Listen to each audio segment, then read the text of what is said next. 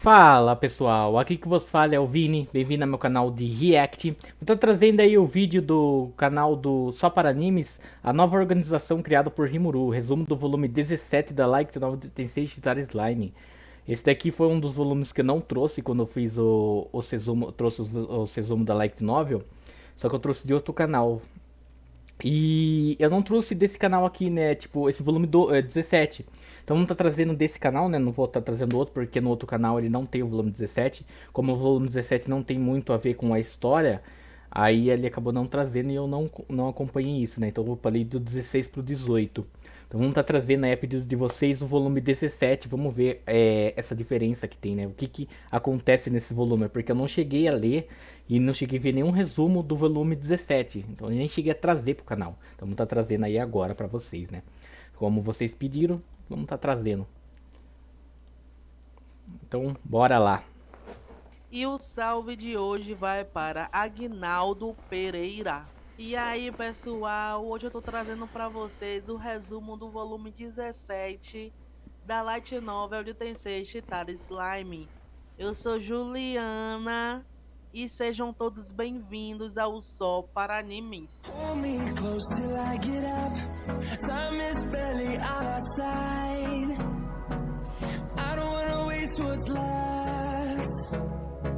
The storms we chase. O plano da Sociedade Secreta dos Três Sábios Bêbados foi posto em movimento com Benimaru o executando. Os três sábios bêbados eram Urímuro, o Imperador Celestial Elmécia e Miormailis. O plano era obter o controle total da sociedade secreta que serve como um dispositivo de violência e encorajar um conflito limpo na superfície. Foi então decidido estabelecer duas organizações. Em primeiro lugar, porque sabiam que haveria pessoas que teriam rancor contra a Federação Jura Tempesta. Ao fazê-los competirem entre si, eles esperam revitalizar seus negócios. Além disso, ao fazê-los competir entre si, as duas organizações seriam incentivadas a cooperar entre si. Dessa forma, estão tentando evitar que a organização se torne corrupta.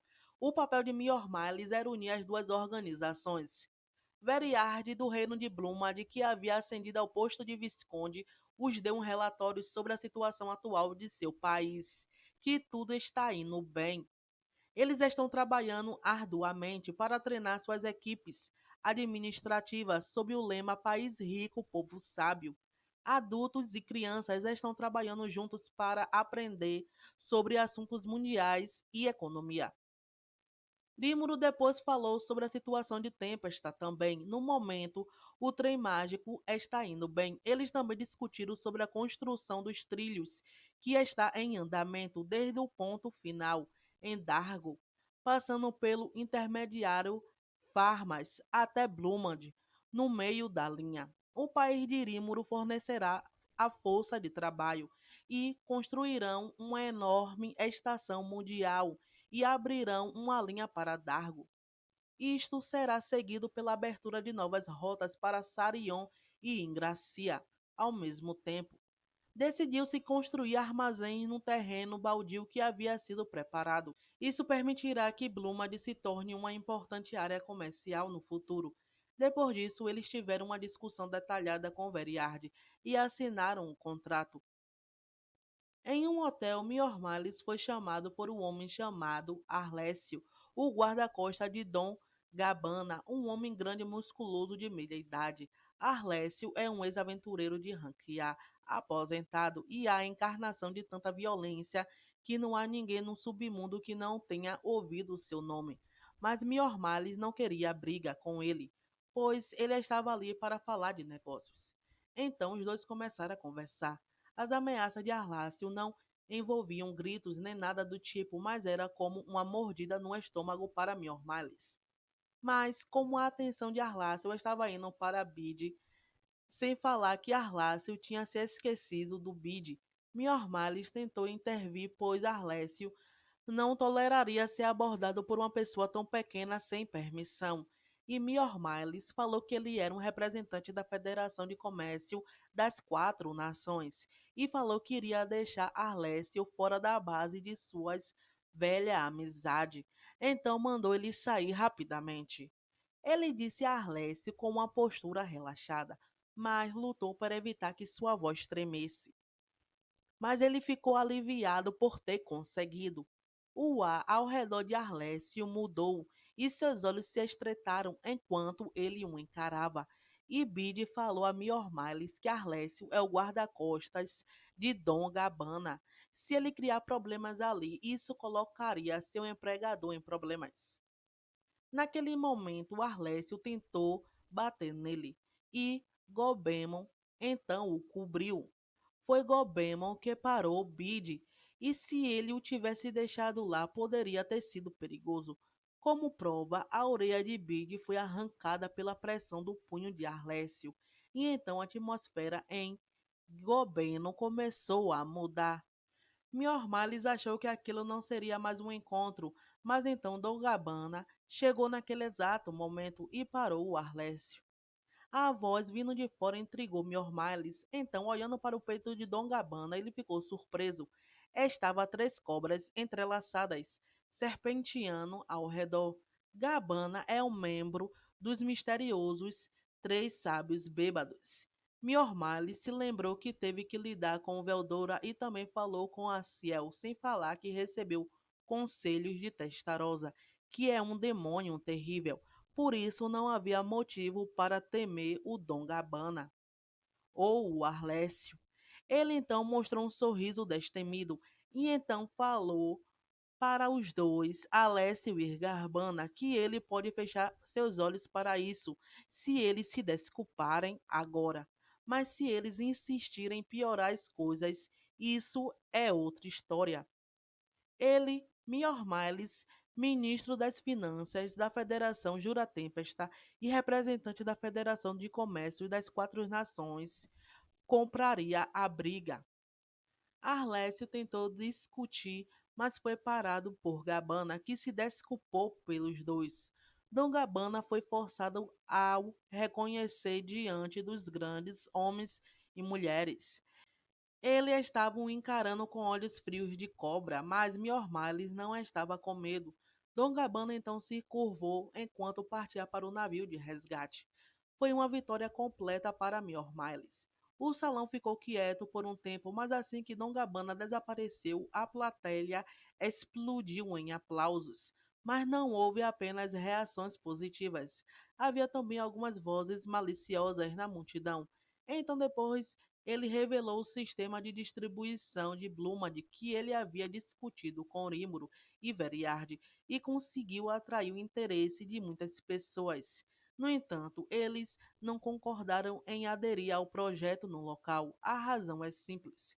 Por Dom Gabbana, ou melhor, pelos três sábios bêbados. Eles pensaram que eles seriam mortos por lutar com eles. Ele é um terço dos três sábios bêbados, então a vitória é garantida. E na manhã seguinte, eles saíram do hotel. Caraca, três sábios Logo, bêbados, eles nossa. chegaram ao seu Meu destino, Deus. uma área Que residencial de isso, hein? luxo.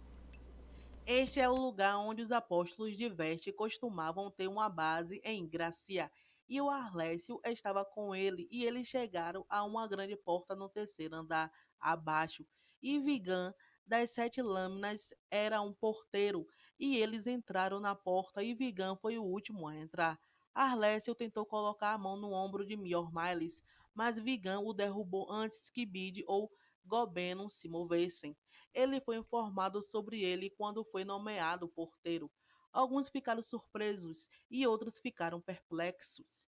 Eles viram todos que o conheciam se ajoelharem de uma vez e adivinharam quem ele era. E Dom Gabbana ficou atordoado quando soube que ele era o líder, pois Dom Gabbana foi atendido não por ele, mas por uma mulher, Glenda, a mulher que interpreta a chefe dos três sábios bêbados. Dom Gabbana estava sentado em um estado de choque e Miormales agradeceu a Glenda por causa dela. O plano está no caminho certo. Eles acabaram de descobrir que Miormales era o chefe dos três sábios bêbados. Suas reuniões no dia anterior foi um grande sucesso. Glenda então levou Miormales ao antigo altar, Havia 3 cadeiras e ele sentou em uma delas. E agora, bem na sua frente, estava Dom Gabbana e Arlécio. E ele deve decidir como lidar com Dom Gabbana, que aconselhou matar o líder dos 3 sábios bêbados, que era o Mio Miles, e Arlécio, que falou rudemente com ele. E os executivos foram unânimes no desejo de vê-los mortos. Só a morte redimirá o desrespeito ao seu líder. Mas Myor Miles não queria matá-los e falou que Gabbana não traiu a organização. Ele só não sabia que ele era o líder. Se ele o trair no futuro, isso é outra questão, mas vai deixá-los. O que muitos ali reunidos não gostaram. Então, um jovem chamado Yang deu um passo à frente. Ele é das garras negras. Ele era o líder dos apóstolos de Verte, dizendo que ninguém em suas linhas de trabalho dá misericórdia. E Myor Miles perguntou a Yang se ele acha que tem uma chance contra ele. Yang olhou para Glenda. Glenda que esmagou as garras negras, os apóstolos de Veste, e Myor Miles falou se alguém quiser o bater por deixar a Gabbana fora do gancho, ele viveria para conhecê-los. Assim como todos os outros, ele não está dizendo para não ir para a queda, mas esteja preparado. Pode ter sucesso porque ele é fraco, mas se isso acontecer, os 3 sábios bêbados desaparecerão. Yang tremeu e tentou perguntar sobre os 2 líderes restantes dos 3 sábios bêbados, mas Girard e Glenda responderam que ele não precisa saber. Se ele saber demais, eles vão apagar ele. Então ela o perguntou por que ele iria querer saber, e os executivos ficaram calados, suando frio. Então todos se prostraram para mostrar o respeito pela a decisão de Myor Miles. E agora que Myor Miles tem o controle completo dos 3 sábios bêbados, decidiu aproveitar esta oportunidade para decretar uma disciplina fundamental. 1. Nunca traia seu próximo. 2. Tenha o coração para perdoar o fracasso dos outros.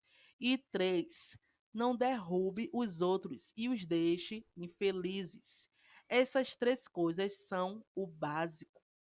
A família Gabbana foi dissolvida e seus membros foram transferidos para outras organizações. Gabbana está agora sob o seu controle direto e trabalhará com um novo nome. Na sede de Blumad, Arlécio deve ter despertado com o que o disse. Ele se ofereceu para se tornar o irmão mais novo de Gobemon. Os 3 sábios bêbados devem ser usados para marcar a estreia espetacular da Federação de Comércio das 4 Nações. Ao mesmo tempo, eles devem encontrar uma maneira de evitar que os 3 sábios bêbados sejam tomados por tolos. Os repórteres do Diablo escreveram um artigo muito bom sobre isso, e assim ele foi destaque no artigo, bem como o horror dos 3 sábios bêbados. A Belgrade deu seu primeiro salto no estranho espaço entre mundos desconhecidos. Lá ela se viu sem limites pelo tempo e confrontou seu eu interior. Ao fazer isso, ela tornou a habilidade suprema, Rei da Chama Divina Centurra, completamente sua, onde ela estava atrás dos fragmentos de Rudra. Desta forma, Belgrade obteve a alma que desejava. A jornada está apenas começando e Belgrade saltou em direção ao seu próximo destino. O reino acabou conquistando as nações vizinhas e se tornou um império. O sangue do jovem corre nas veias do sagrado Império Ásia, onde Belgrade há muito tempo é reverenciada como a deusa da criação que controla as chamas. Belgrade teve uma série de encontros e despedidas. Através de tudo isso, Belgrade entendeu que não existe um mundo único que Veldanava criou. Ele criou muitos mundos. Havia um mundo e não havia mundos paralelos. Mas havia outros mundos. Havia outros mundos e então ela estava ciente desse fato. Mas Belgrade nunca imaginou que houvesse tantos mundos diferentes. Velgrade viajou por todos esses mundos. Velgrade é frequentemente chamada em momentos de crise, quando alguém que possui um fragmento da alma de Rudra está em perigo. É somente quando ele está à beira da morte que sua alma brilha. Alguns tinham cabelos escuros, alguns tinham cabelos ruivos, mas todos eles eram Rudra para Velgrade. Apenas por intuição, Belgrade estava convencida de que restavam apenas alguns pedaços de alma. O próximo, ou um depois disso, seria o último. E assim ela fez como foi chamada e saltou para o mundo.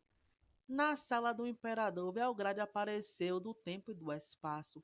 Belgrade foi notada pelo velho imperador, o dono da sala. Um imperador frágil pela idade e pela enfermidade.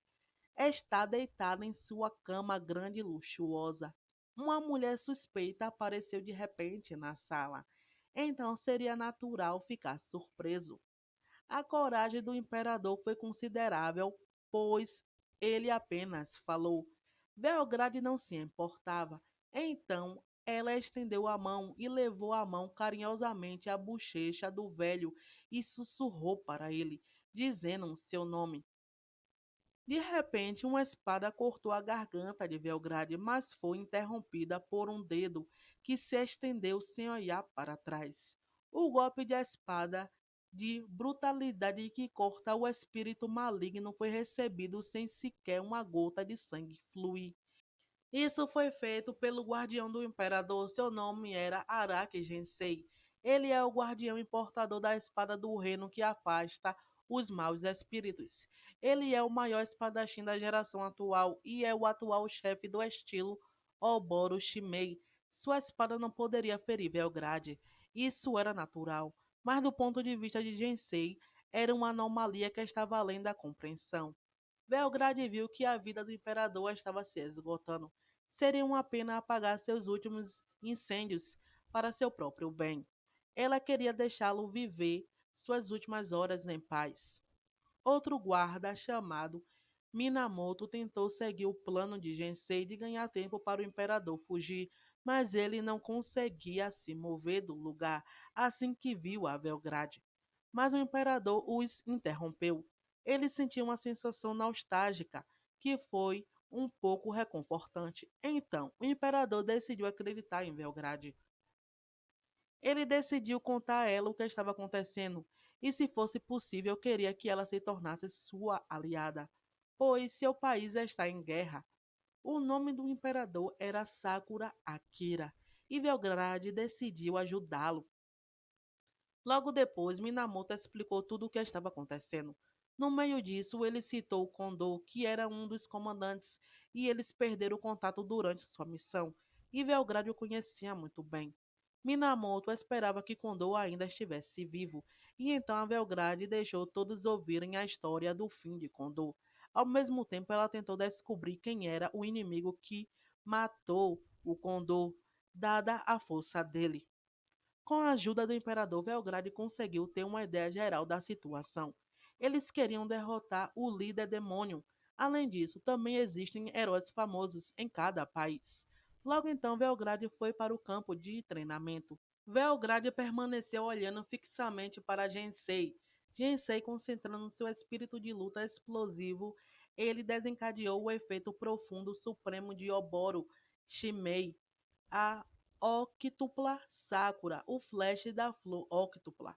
Mas infelizmente a flor não floresceu. A grande técnica foi interrompida pelas pontas dos dedos de Belgrade. Havia uma lacuna intransponível entre Gensei e Belgrade, entre o céu e a terra, ou ainda mais. Esse resultado deixou isso claro. Assim, em troca da decepção de Gensei, Belgrade obteve a informação correta. As 8 flores de Gensei, uma arte que havia sido transmitida apenas para a família original, nunca havia sido ensinada a Kondo. Belgrade estava confiante de que com ela eles poderiam lidar melhor com o rei demônio Fedway, o líder da raça fantasma. Os homens que estavam invadindo este mundo eram uma força avançada de monstros, sob o comando de Corno, Gensei Caraca, ficou tipo, é uma deprimida história com isso. realmente, Era tipo, como se sua uma esgrima, que história ele acreditava alternativa, ser a né, mais cara? forte, fosse Os personagens completamente estão com inútil papéis contra totalmente Belgrade. diferentes aqui. No dia seguinte, uma reunião estava prestes a começar. A questão ali é como lidar com Belgrade. Era necessário descobrir como explicar os status de Belgrade primeiro. E Belgrade tinha que mudar sua roupa também por ser muito sexy. E então Belgrade disse que não gostava disso, mas ia mudar sua aparência também. E com isso a aparência de Belgrade mudou. Cabelo escuro e olhos escuros. E sua pele tinha se tornado um amarelo pálido com apenas um toque de vermelho. O uniforme dado a Belgrade era o mesmo de Gensei. Para participar da reunião, Akira Sakura designou seu guarda pessoal. A Guarda do Imperador consiste em três organizações. O primeiro é o Corpo de Espadachins da Guarda Imperial, a segunda é a Guarda do Palácio Imperial e a última organização foi a Guarda Pessoal, um grupo individual chamado de Guardiões do Imperador. Esses homens, de muitos propósitos, serviram nas sombras, guardando o Imperador. Ninguém sabia que eles eram. Então, agora Kira decidiu dar a Belgrade uma posição como guarda pessoal. Belgrade foi nomeada como guardiã do imperador. As pessoas começaram a se reunir na sala de conferência principal. Então, Akira Sakura começou seu discurso e de repente o discurso parou. Foi porque Belgrade agarrou o peito do homem em um movimento imperceptível e mergulhou sua pistola em sua boca aberta. Para começar, ele não era páreo para a força, mas vê a violência de uma arma que qualquer um pode entender. Causou uma comoção entre as pessoas no salão. Então gritaram para ela o saltar, pois ele era o chefe de gabinete e Belgrade riu, e disse como ele pode ser considerado um glorioso soldado do Império por isso. Muitos rostos ficaram vermelhos quando Caraca. ouviram isso, e Nossa. muitas pessoas olharam para ela com raiva. Independentemente disso, Belgrade empurrou o chefe de gabinete de lado. Então ela apontou sua arma de brinquedo e puxou o gatilho. E um jarro de água jorrou, molhando a virilha do chefe do Estado-Maior. Ele estava tremendo de humilhação, mas assim que olhou nos olhos de Belgrade, engoliu suas palavras. Era um olhar horripilante. O chefe de Toma gabinete teve cuidado com as sorte. palavras, meu amigo. Essa Quando daí não é a pouca cena se coisa. acalmou, o Se ele ministro da pegar a Marinha fúria falou dela. para mudar as coisas.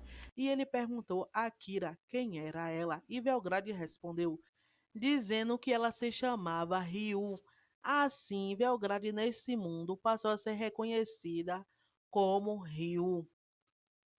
Na reunião, eles falaram sobre suas forças e as forças dos inimigos. Agora que a força do inimigo é conhecida e a direção do Congresso será deslocada para medidas futuras. Com a ajuda de Belgrade, a segurança do imperador foi garantida. Todos sabiam o que fazer e agiram de acordo com as palavras de Belgrade. Assim começou a última resistência do Império. Logo, a reunião terminou e Belgrade, depois de um tempo, terminou seus preparativos para a guerra. A grande dinastia Rosian está no meio de uma emergência e Belgrade disse que ajudaria. Assim que Belgrade terminou de falar, o espaço na frente dos olhos de Segei do reino de Rosian ficou distorcido. E do outro lado desse abismo estava o lugar onde Belgrade estava assentada. Todos eles entenderam que esta mulher Belgrade era a única que absolutamente não podia ser inimiga. Todos ficaram surpresos pelas habilidades de Belgrade e começaram a chamá-la de deusa. Neste ponto, ninguém poderia ir contra a Belgrade. Ela também participou do encontro entre os dois líderes, que se pensava ser impossível, mas acabou sendo um assunto simples. Todos os líderes falaram que tiveram sorte por terem Belgrade de seus lados. E mais uma vez teve outra conferência, onde eles falaram que o objetivo dos demônios é escravizar a humanidade. Eles querem manter corpos para substituir os seus caso seu número cresça. Seria melhor ter escravos sob controle, mas existem 5 esferas de influência nesse mundo. A destruição de um deles serviria apenas de exemplo para o resto do mundo. Quando Belgrade deixou o assunto da grande frota de lado, Yamamoto e o resto da burocracia imperial e os ministros do governo de Azalea fizeram expressões ridículas. Eles estavam com medo de interromper para não ofender a Belgrade. A essa altura, todos sabiam que Belgrade era uma mulher que não deveria ser contrariada. Todos pareciam aliviados ao ouvir as palavras fortes de Belgrade. Com as palavras de agradecimento, eles deixaram a sala enquanto eram levados. Logo, Belgrade decidiu voltar ao seu trabalho. Depois de um tempo, eles convidaram o presidente da República Popular, vários líderes do governo, além de seus guardas-costas pessoais. Eles confrontaram Belgrade com um olhar atordoado. O presidente se apresentou. Seu nome era Wang Longren. Wang chamou Belgrade com hostilidade. Os burocratas ficaram intrigados com isso pela reação de Wang. Ficou claro que algo estava acontecendo, até que ela descubra. Belgrade decidiu que é melhor não falar. Então, o Wang gritou. Assim que Wang gritou, os guardas da China entraram. Eles eram especialistas em artes marciais, mas isso não importava para Belgrade. Os guerreiros assumiram uma posição de batalha. Belgrade sorriu alegremente. Os guerreiros tentaram usar força, mas alguém os deteve, falando que era o único para ela. Era uma linda garota de cabelos escuros e olhos escuros, Xian Xiuan, a mais forte santa do punho. Foi decidido assistir ao resultado da batalha sem qualquer chance de os outros interromperem. O resultado foi uma vitória esmagadora para Belgrade, ou melhor, nem era uma partida, mas apenas Xiaoan sabia que era. Aos olhos dos outros, parecia que Xiaoan estava atacando unilateralmente. Mesmo aqueles que estavam estudando o punho de dragão sentiram que Xiaoan, com seus punhos e pés, encurralou Belgrade. Xiaoan foi facilmente derrotada por Belgrade e sofreu uma derrota. Belgrade tratou Xiaoan como um bebê, como se ela não pudesse vencer mesmo com todos os 7 recipientes trabalhando juntos. E todos ficaram surpresos. E o presidente Wang teve que se desculpar. Logo então começou o caos ocorrendo em todo o mundo. A guerra começou. Nisso, o demônio foi descoberto em uma tentativa de infiltração forçada. Seria compreensível se houvesse uma batalha. Os humanos nesse mundo não têm a ajuda de uma substância universal chamada magia. É por isso que eles são vulneráveis, mas suas mentes são livres e seus espíritos são infinitamente fortes.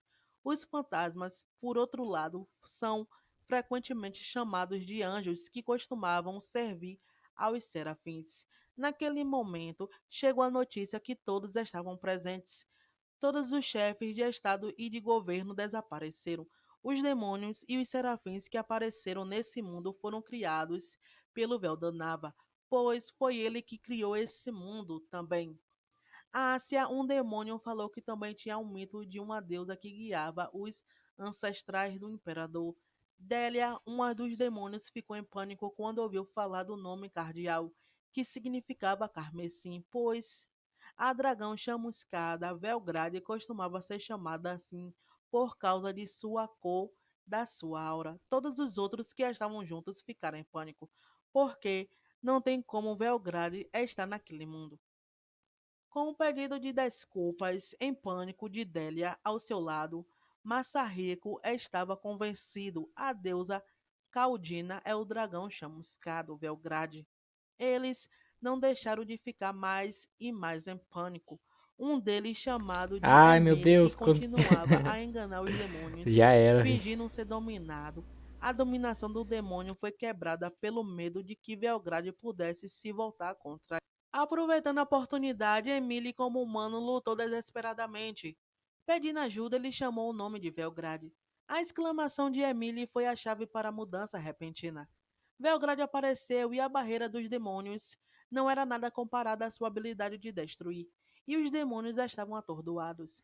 Belgrade mandou eles acabarem com a invasão deste mundo e retirar-se para o outro mundo, e ela vai deixar eles ir só desta vez. Mas eles queriam enfrentá-la. Logo, os humanos apareceram na frente dos demônios. E então Belgrade desapareceu de repente. O impasse chegou a um fim inesperado. Alguns dos confrontos eram combinações irracionais. Belgrade, em outro lugar, começou sua luta com Pulcinella. Belgrade pensou que havia uma chance de que Pulcinella pudesse voltar de um demônio para um humano, e estava pegando leve com ele, para impedi-lo de morrer. E ela quebrou seu núcleo do demônio, mas seu poder ainda está intacto. Belgrade não se importa se Pulcinella vive ou morre, e de costas para Belgrade ele apontou para um ataque furtivo. Ele deu seu golpe nela. Era uma arte mística no mundo dos espíritos santos. A terra tremeu e o céu tremeu. A distância entre Pulcinella e Belgrade será preenchida em menos de um segundo. Tanto dano foi feito naquele instante. Ficou claro o quão tremendo foi o ataque, mas Belgrade estava ilesa. Pulcinella tinha feito algo que não deveria ter feito na hora errada, e ele então ofereceu um acordo a Belgrade. Sentiu o E então desespero. Belgrade, que tem existência paralela, apareceu em um piscar de olhos em Azeleia, Ásia, Rosian e China. Todos esses lugares foram visitados por Belgrade. Todos os problemas foram resolvidos. A existência paralela foi separada de Belgrade e espalhou para as nações. Eles estão procurando os demônios escondidos e explodiram as novas bombas que os países queriam usar. E os homens de Pulcinella todos foram mortos. Ele finalmente percebeu o quão perigosa ela era. Ele pediu para ela o perdoar, mas um flash de luz semelhante à sua supernova surgiu atrás dele enquanto ele tentava escapar. Cercada pelo calor, a alma de Pulcinella se despedaçou e desapareceu. O estrago não parou por aí. Belgrade pretendia mantê-lo em uma escala muito pequena, mas foi o suficiente para destruir um terço do continente. Os sobreviventes não puderam deixar de ficar atordoados. O ataque contínuo do espaço-tempo chegaram até Corno, o mestre do demônio possuído por Pulcinella. Sua tentativa de abrir o portão do mundo inferior o afetou, e ele perdeu todo o seu exército e ficou tão ferido que levaria décadas para se recuperar. O dano foi horrível, mas para Belgrade era apenas outra história. Assim, a crise da invasão da humanidade por demônios foi resolvida com segurança com a ajuda de uma deusa. Alguns anos depois, Belgrade nunca mais interferiu na história humana. Era porque Akira Sakura não queria. Belgrade gentilmente acariciou o rosto morto de Akira Sakura. Então seu corpo começou a brilhar. A luz tornou-se um pequeno cristal e foi absorvida pelo pedaço brilhante da alma e desapareceu. Segurando em seu coração, Belgrade chorou com amor e tristeza. Agora que a reencarnação de Rudra, Akira Sakura se foi, não havia razão para Belgrade permanecer lá. E então ela partiu. E esse foi o resumo completo do volume 17, pessoal. Espero que vocês tenham gostado do vídeo. Caraca, né? Tipo, é uma história, tipo, nada a ver seguindo com a história principal, né? Seria, no caso, uma história alternativa, focado no caso da Belgrade. Tipo, teve alguns desenrolos do Maris. Caraca. Ah, aquele cara lá, esqueci o nome dele. Vai cagar, mano. Pra lembrar de nome, eu sou uma desgraça, mano. Isso é verdade. A Miles lá, a Miles, o Miles lá, no começo. Então, foi uma história focada no Belgrade e nele. Tipo, é uma história que não tem nada a ver com a principal, é só pra fugir um pouco desse coisa, né? Tipo, seguir completamente a história. Os caras pegaram, colocaram uma história alternativa ali só pra desenrolar um pouquinho. Tipo, os personagens aqui, tipo, eles são um papel totalmente diferente, mas mesmo assim ficou bem legal. E aqui, como dando destaque pra Belgrade, né, cara? Pelo menos o Dragão Verdadeiro aqui teve um volume focado bastante nela. Então foi bem interessante, é uma história, como eu disse, é pra aquela turma que quer fugir um pouco da história principal. Mas pra quem só gosta de ver a história principal, tipo, não precisa assistir o volume 17, ver o volume 17. Porque ele não tem nada a ver com a história, né? Tipo, como eu já disse, é uma história alternativa, então não vai focar muito nisso. Agora, se uma pessoa quer fugir da história principal um pouco, né? Porque, pô, guerra atrás de guerra, quer fugir um pouco, é uma história bem legalzinha pra acompanhar. Não focou em Rimuru, não focou em nada em Tempest. Tipo, eu fiquei esperando ali pra ver se apareceu alguma coisa sobre eles, mas não apareceu nada. Então, tipo, é como eu disse, né? Uma história pra aquelas pessoas que querem fugir da história principal. Foi legalzinho, gostei bastante. Tipo, não, nossa, lá, mas eu gostei bastante também. Porque pelo menos eu consegui ver um lado da Velgrade aqui. Mas então é isso, pessoal. Valeu pra quem acompanhou até agora. Se gostou, só curtir, se inscreve no canal. Deixa nos comentários um vídeo, uma música, comentar reagindo, beleza? Vou indo nessa, falou, até a próxima e fui!